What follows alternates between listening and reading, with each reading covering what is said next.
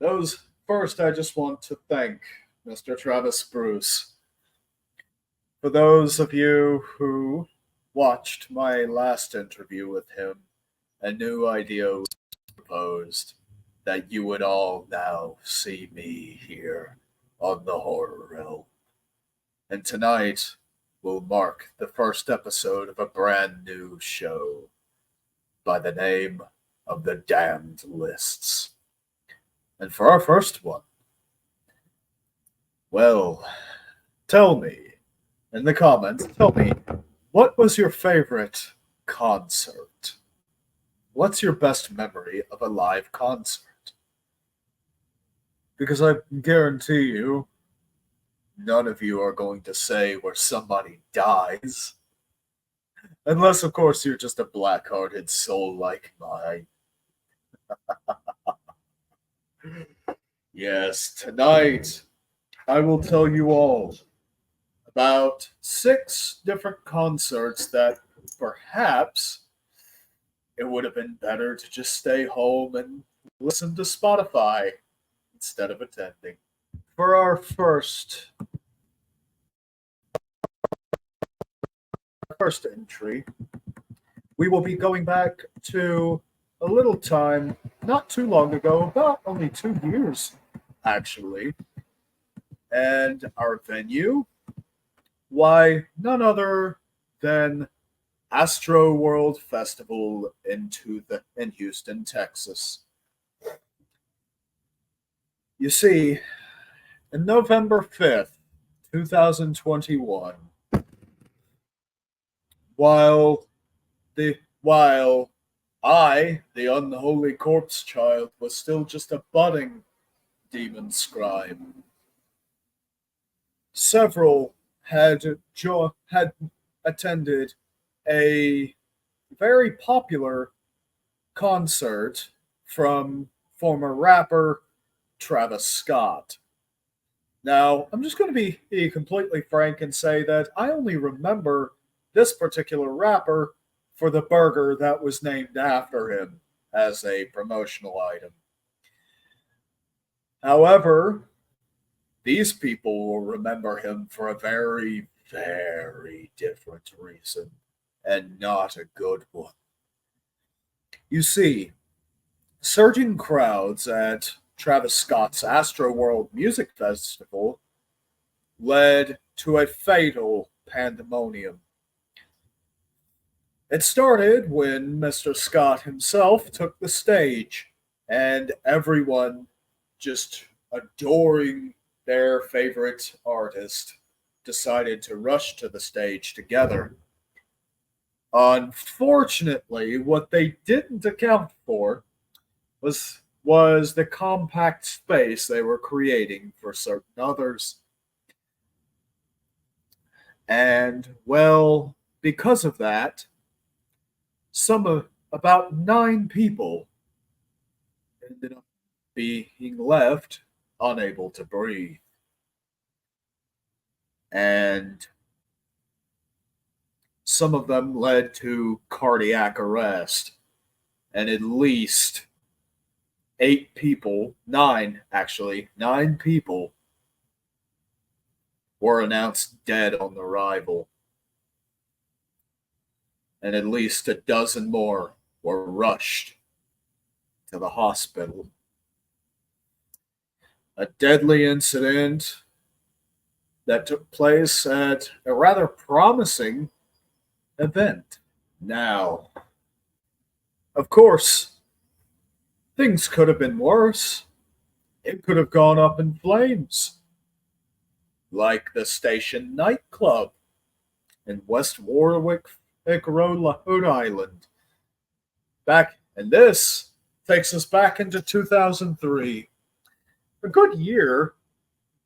I mean, it was the year that Freddy vs. Jason hit the silver screen. House of a Thousand Corpses hit the screen. All while a fire hits the dance floor. As you see, at this particular nightclub, perhaps Freddy was a tad lax, But the crowd was well past the maximum capacity the night the station nightclub caught fire.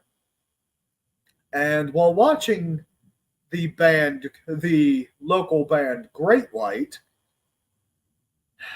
over a failed pyrotechnical uh, malfunction, ended up catching fire and set the insulation ablaze. And, well, unfortunately, caught up in the moment, the audience didn't quite catch on to the fact that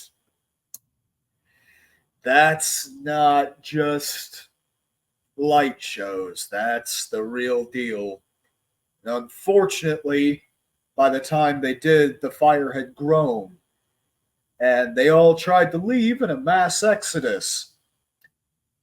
Except that, like with Astroworld, trying to bunch together to get through a small opening leads only to further disaster.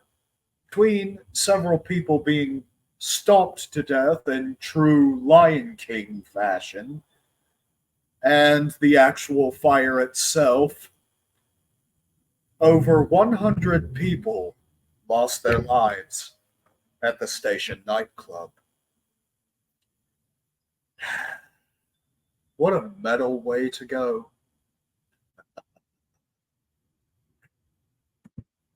Speaking of fires, apparently these are prevalent because at the Cromanon venue at Buenos Aires, Argentina, in December of or 30th of 2004, the Cromagnon Rock Club in Buenos Aires, the venue was packed with over 3,000 cheering, angsty fans, which was 3 times the size, the max capacity of what that club was meant to be able to fit. Yeah, I'm starting to see a pattern here. Lax security, overcrowded venues equal fire. However, it's or there were a lot less escape routes because this club, in order to be able to keep out loiterers and or sneak people trying to sneak in, they had emergency exits that were fenced off and doors that were permanently locked. So, and because they were overdue for a fire inspection, they had no sprinkler system. So, nearly 200 people burned to death, and essentially an Argentinian oven. No way out, and no way to put the fire out. I feel like the name of the tour for that band should have been No Way Out. Tell you what, in the comments section, put hashtag No Way Out so we can see you. And up next, in Thailand, we have yet another nightclub fire. Once again, seeing a pattern. Now, unlike the last two, we don't actually know what started the fire here. We do know that a fire broke out while the band and Burn played. Wow. What a I would call that a sick joke. I would call that foreshadowing. But over 100 people would call it tragic because some people would say that it was caused by sparklers, others say electrical problem, and some say it would be pyrotechnics. But just like in Argentina, Bangkok, the Santika nightclub also never had its fire inspection, and the exits had been welded shut. So once again, perhaps it was burned also playing in Argentina because, say it with me now, World Tour, No Way Out. For our next one, we're going to be winding the clocks all the way back to December 3rd, 1979 in Cincinnati, Ohio. And the band playing? Who are you? Who are you? Yes, that's right. From behind their blue eyes, we get the Who at the Cincinnati riverfront. Yes, more than 18,000 tickets had been sold for the Who's concert at the Riverfront Stadium, and there were only 25 police officers allotted for crowd control. Yes, so now of course we can see that perhaps security was just a tad more lax because it was back in the day, and well, this was still the day and age where people just like to. So what if we? So what if we have fun? So what if we smoke weed? We're just having fun. So the concert that was set to begin at 8 p.m., but doors were still closed at 7:45, caused an anxious crowd who heard the band's warm up and mistook it for the opening number, decided to blitz towards the doors. Now, the general admission seating made up 80% of the tickets sold, which was said to be a contributing factor to the rush for entry as fans clamored for a good view of the show. As a result, over at least 11 people lost their lives, likely being trampled. And, however, regulations were then put into effect to keep order during large concerts that are still practiced today. Not the least of which being regular fire inspections and, well, better security. So clearly, you haven't learned all of your lessons now, have we? And for our last one, we've got the Roskilde Festival on June 30th of 2000 in Roskilde, Denmark. It said in 2020, 9 men were killed at a Pearl Jam concert when people decided to rush the stage and those in front were trampled. And according to the BBC, the band was told to stop playing, and once aware of the problem, they asked fans to back away, but unfortunately, old Eddie Vedder did not speak in class soon enough. Because by the time everything, everyone had cleared away, at least 9 people were found on the ground, suffocating. It is worth noting, though, that Pearl Jam later referenced the incident in the song Love Boat Captain, with the last line be the line, "Lost 9 friends will never know." I wonder if he were still around, if he'd make a song referencing the two fires if he'd just make a song titled No Way Out World Tour. And that, my friends, concludes the first episode of the Damned Lists. 5 times going to a concert became deadly.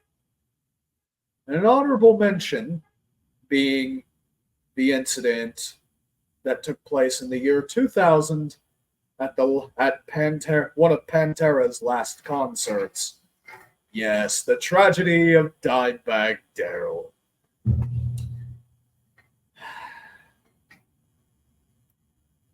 It was said that a drug addict had managed to find himself on stage with a heater and blew old Dimebag away.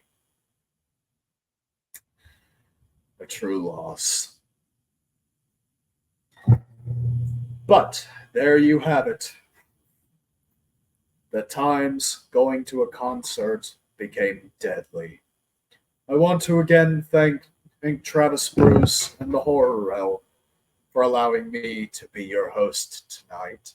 I cannot wait for the next one. Take care. You may find me on Facebook at Thomas Stewart, or you may follow my Facebook page, Corpse Child Sanctuary. You may find me on Instagram at CorpseChild2001.